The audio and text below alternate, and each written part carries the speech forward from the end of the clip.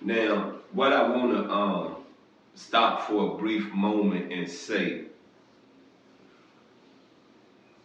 I probably been studying spirituality and religion.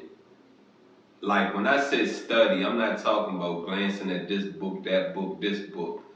I'm talking about doing research. I give it at least a good maybe 30 years out my 53 years living, maybe 25, maybe 26 out of my 53 years living. Peep this, right? I've just came to an understanding that most of these religious books, most of these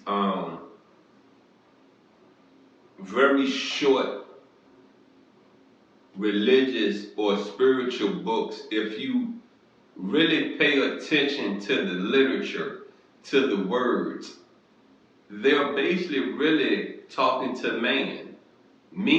Let me back that up so I don't confuse nobody, because usually when I say man, I'm speaking on both genders, or I'm speaking in plural about one man. But I know, I mean singular when I say one man.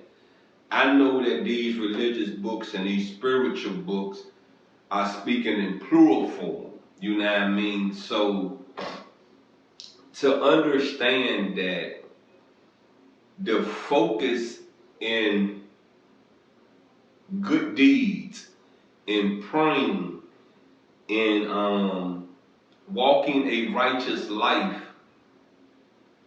is really drilled in men minds, men actions. Now, I don't, I'm not a male chauvinist. I'm not a man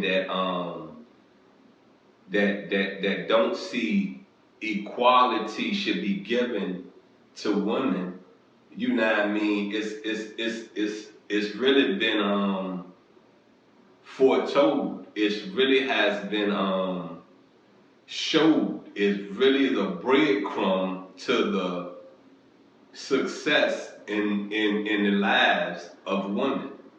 And when I think about the story of Noah, it was all men out there that got washed away in the flood. I ain't see a woman nowhere. You know what I mean? But then again, we speaking on the movie, right? Right? You know what I mean? But it was all men. You know what I'm saying?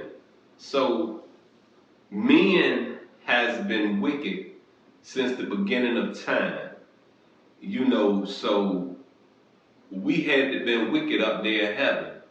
You know what I mean? We had to been wicked to agree with Satan, agree with Ra, and go against our maker.